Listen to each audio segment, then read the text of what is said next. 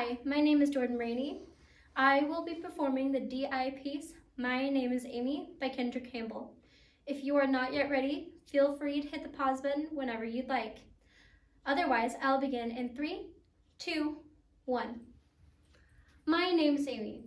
I have dark brown hair and brown eyes. My name is Amy. I live in St. John, Nova Scotia. My name is Amy, and I have been babysitting neighbors for years now. Charlie was always my favorite. Charlie Sanders is the most adorable little boy I think I've ever met. He's almost 5 years old and as hyper as, well, any little boy. Hey, Amy, I bet you couldn't catch me. I bet if you run as hard as you could never catch me. No, Charlie, I probably wouldn't catch you in a million years. Nope, probably wouldn't. Hey, Amy, I have a great idea. How about you play stars with me? That's a great idea, huh? Charlie, that would be an excellent idea. But I have homework that I need to finish, so you'll have to wait.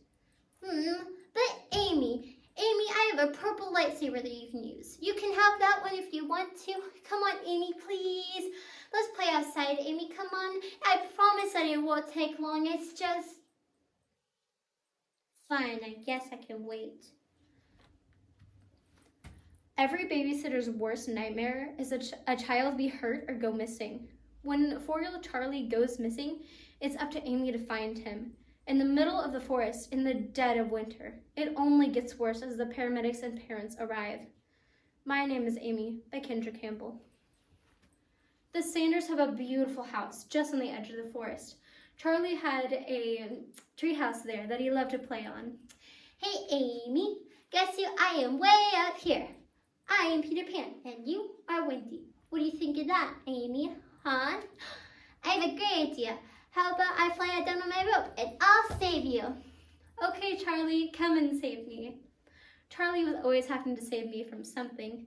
Crocodiles, lions, witches, pirates, you name it, and Charlie would save you from it.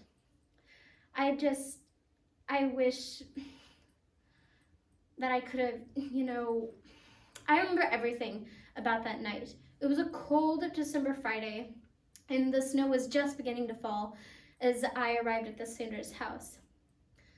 I was so tired, partially from a very long week, but mostly from playing with Charlie. I could hardly keep my eyes open as I read him his bedtime story. Where the Wild Things Are. It's his favorite. He also wore his favorite pair of red pajamas, which he insisted on wearing. All right, mister, time for you to close your eyes. But Amy, I don't have my toy, my stuffed wild thing. I don't know where it is.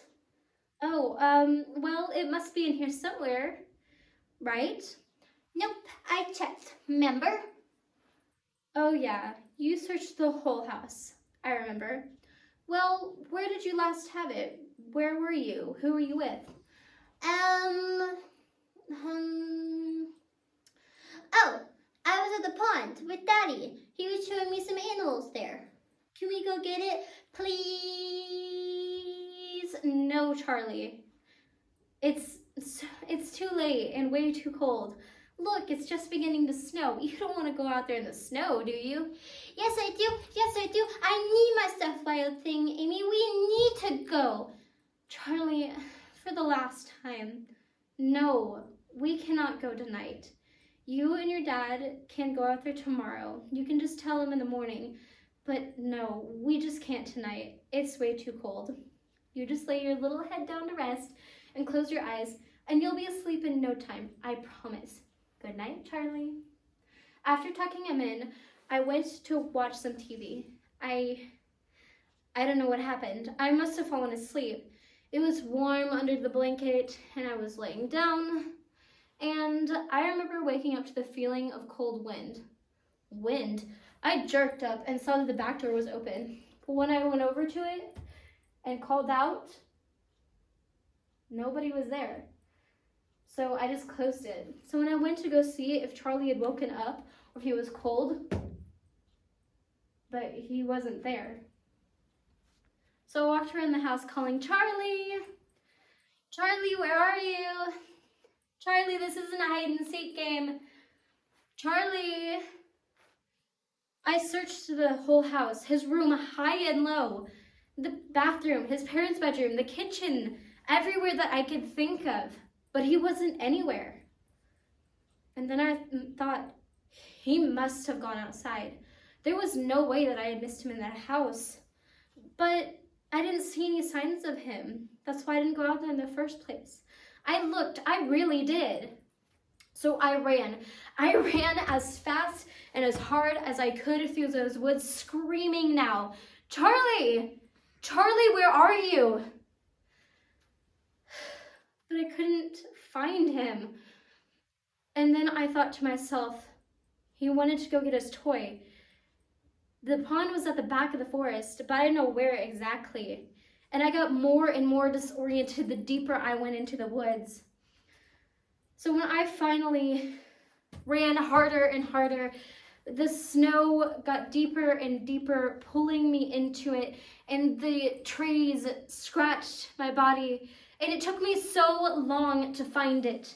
But when I finally came to the clearing, I saw 2 holes in the ice, and I knew that it was probably what I suspected. I ran around the pond to the other side of the bank, screaming, wishing this were all a dream, and that at any moment Charlie would be shaking me awake, asking me what was wrong. By the time that I reached the other side of the bank, I noticed something by one of the holes in the ice. It was Charlie's toy, and as I looked closer, I could see something red underneath the water. So I scooted out to the holes and reached down, praying, hoping, wishing that this were all a dream. And I had to pull hard with all of my strength to try to bring it to the surface. And I fell in. Once I was in the water, I knew it was Charlie. I wrapped my arms around his little waist and pulled with all of my might to free him from the unseen hands of death.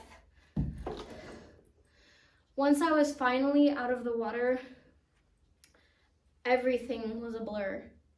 I don't know how I found my way back to the house and dialed 911. All I remember about that moment was how cold Charlie felt in my arms. I had let him down. I was supposed to be the one that protected him, that guarded him, that kept him safe. The paramedics came and tried, but there was nothing. By this time, his parents had arrived, and I couldn't even look at them. They probably hated me. I was supposed to be the one to keep their little boy safe. All the times that Charlie had saved me, and I couldn't. My name is Amy. I have dark brown hair and brown eyes. My name is Amy. I live in St. John, Nova Scotia. My name is Amy, and I let a 4-year-old little boy die. Thank you.